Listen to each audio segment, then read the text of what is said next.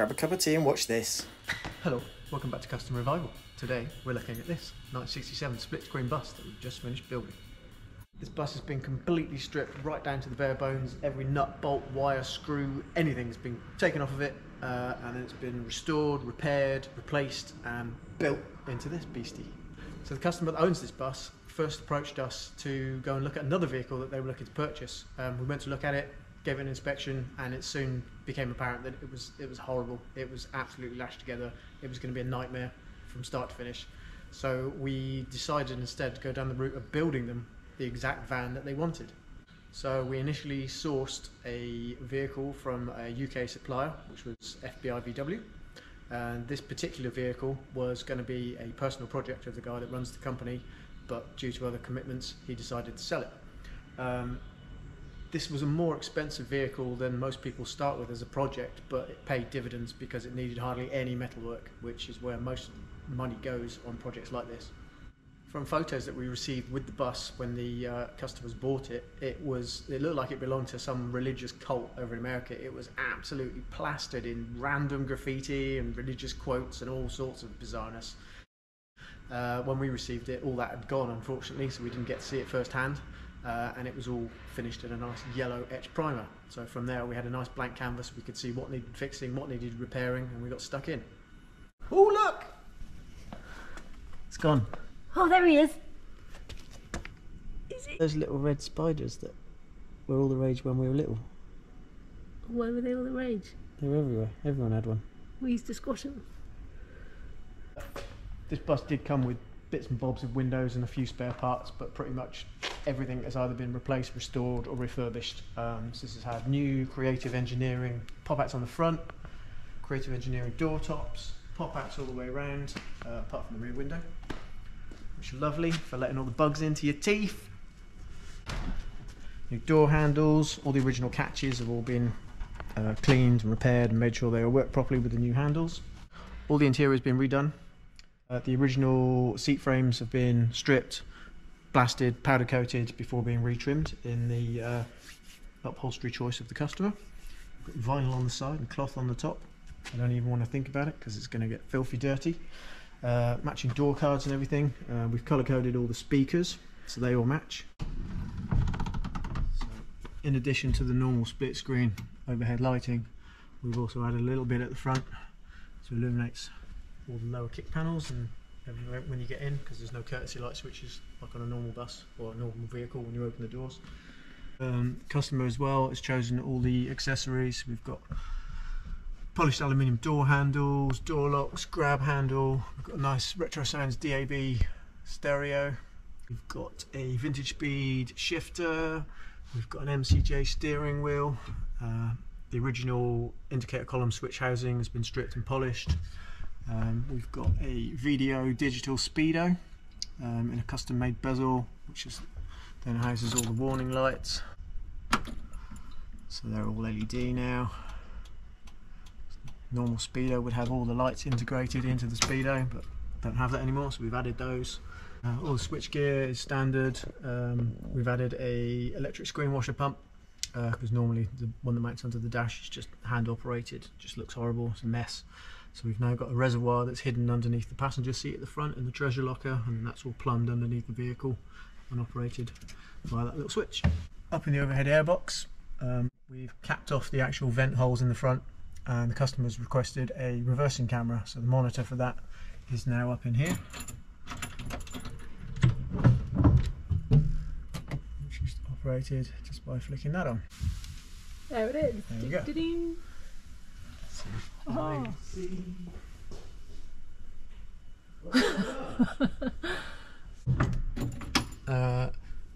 This point here would normally be the control knob for the fresh air deflectors for the air that would come through the airbox, but as it's now cut off now and I had to create a blanking plate for it, I put a sneaky little logo on there.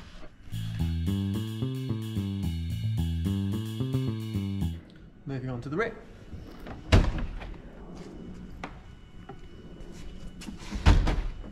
Upholstery theme continues. Got some remote control for the LED downlighters around the units. La, la, la. And who made the units? Believe it or not, a girl made all these units. My lovely partner, Nikki Loy. I made this interior. But you're a girl. I know I'm a girl. Girls can do things too, like work with wood and create amazing things, even though every time anybody comes near it, they think you made it. But no, I did create this lovely, lovely thing. I think it's lovely. It's very curvy. Well done. Not bad for a girl. Thanks very much. So regarding the interior, the customer came to us with a collection of photographs that they had got from various trade shows, having been around and seen what they really liked. And they came with a kind of a design and a request for curves, underlighting, and well, exactly what you see here. But it was all just an idea and we put it together.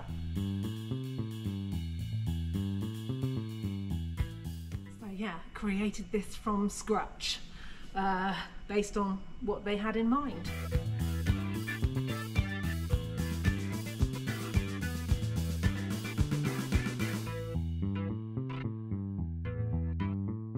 So with regards to what we've got in here, we have a rock and roll bed. La la la. Oh my gosh, where's the problematic 3000? Propomatic 3000.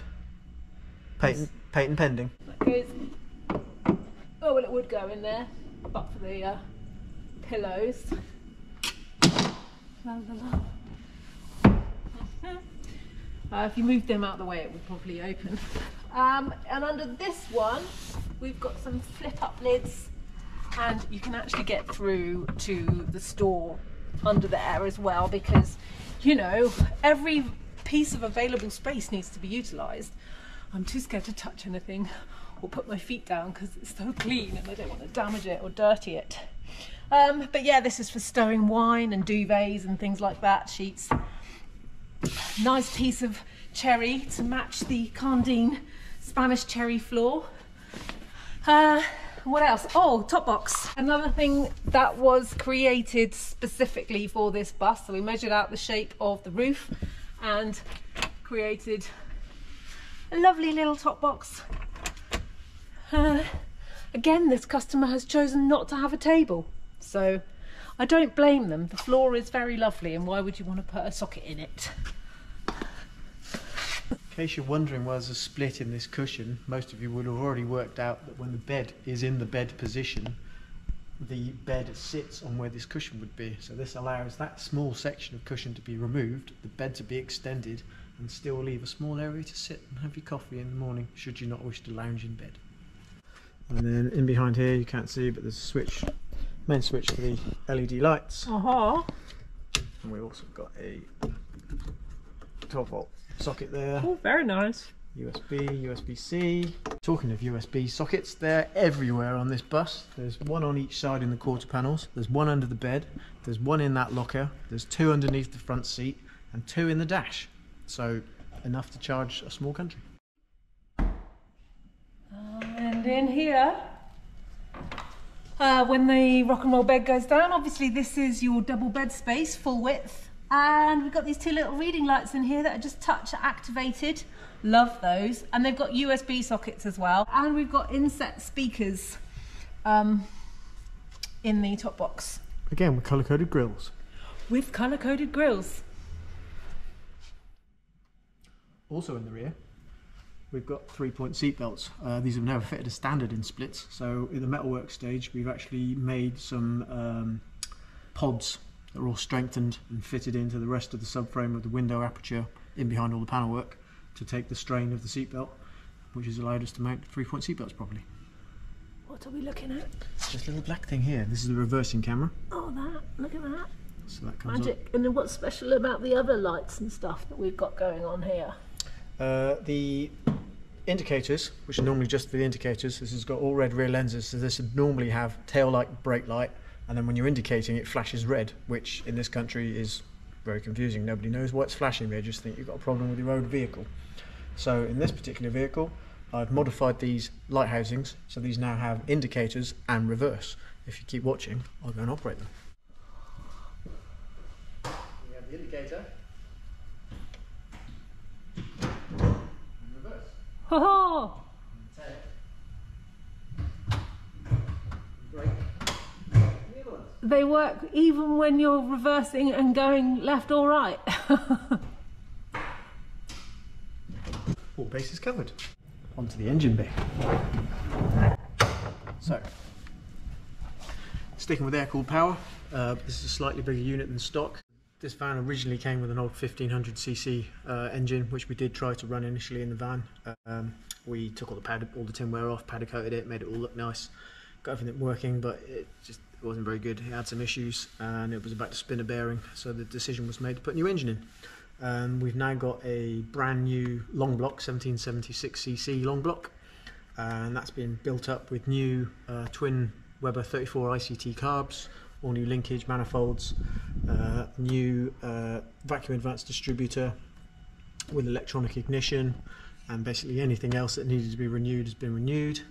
We've made a breather system for it, which is not off the shelf, that's all custom. Loads of little tiny bits and bobs and bits of tinware, it's all been custom made.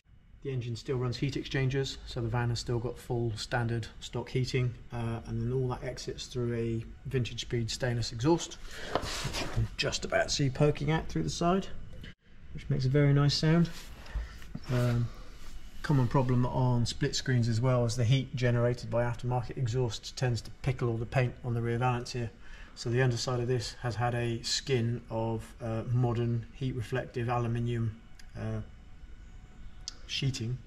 Don't know if there's a proper name for it, I don't know what it is, but it's all been coated on the underside to protect all the heat from getting onto the paintwork, so hopefully that will stay nice for a long time.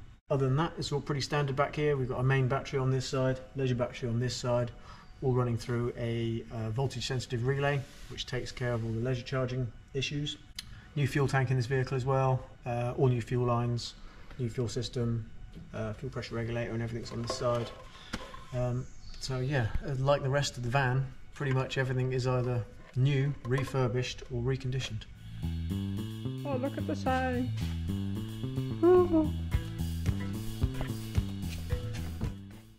Wheels.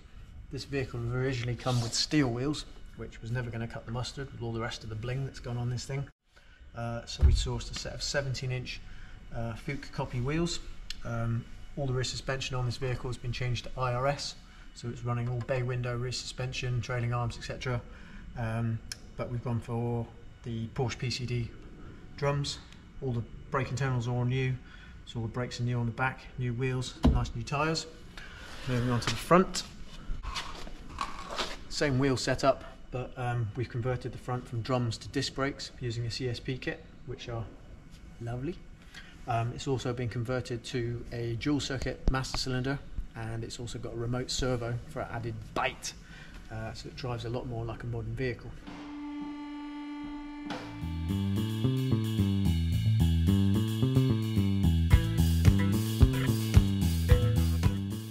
Welcome to the underside. This is the bit that nobody really ever gets to see, apart from the MOT man. But as much effort's gone into the underside and all the mechanicals as it has on the inside, on the top side.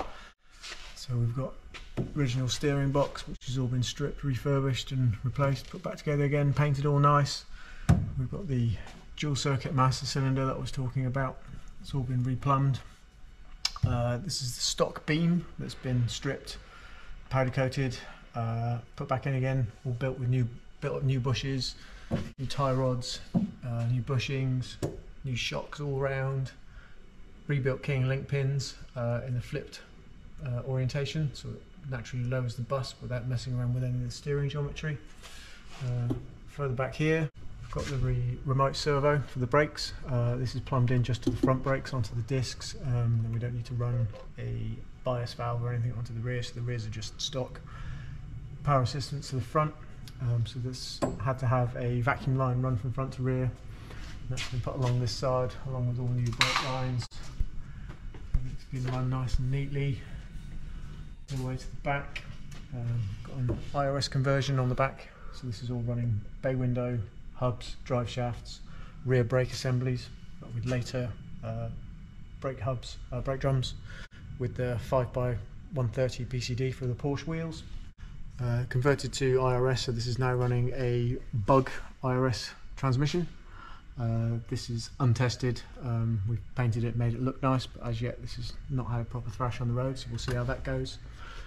Up in here, this mottled checkered aluminium stuff. This is all the heat shield that's been added to the underside of the rear valance to try and protect the rear valance from all the heat produced by the exhaust, which is right underneath it. Being a large capacity engine, this has also got a remote oil filter. So this is all the braided fuel lines, oil lines, sorry, that come from the engine up to the filter, which is mounted underneath the near side rear wheel, underneath where the leisure battery is. New stainless steel bumpers front and rear, all the original splash pans, refurbished bumper mounts. Same as the top, pretty much everything has either been replaced, renewed or repaired. It's very nice and shiny under here. Also, I forgot to mention the entire underside of the bus, after being blasted and treated and all the rust repairs have been done, the whole underside has been coated in tinted Raptor. It is the same colour as on the top, but when we tint it, it changes the colour slightly. And then everything that's been painted has then been clear wax all over the top to protect it for another 40-50 years. Ooh, we've also got a flippy floppy number plate. It's always nice to have them under the bumper, but we know from personal experience that they tend to get shredded quite a lot on speed humps and curbs and things. So the addition of a hinge just means that it knocks out the way.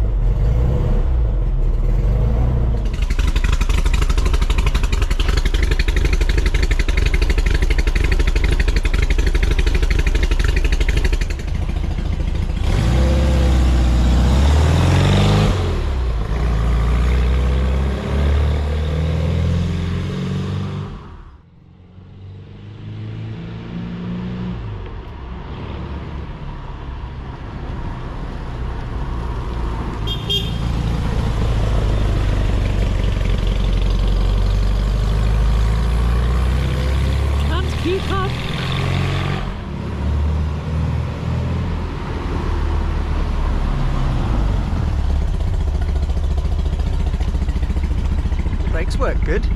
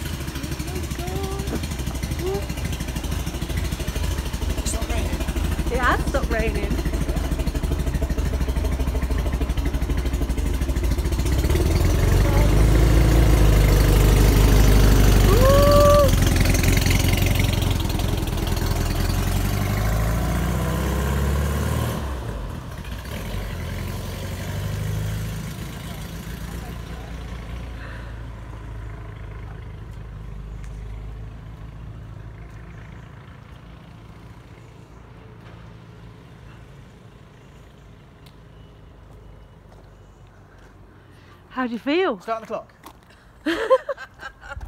It's bittersweet. It's been nice having it here. It's been nice building it, but it's good to kind of get it gone and get on with the rest of the craziness. Cup of tea first. Yes.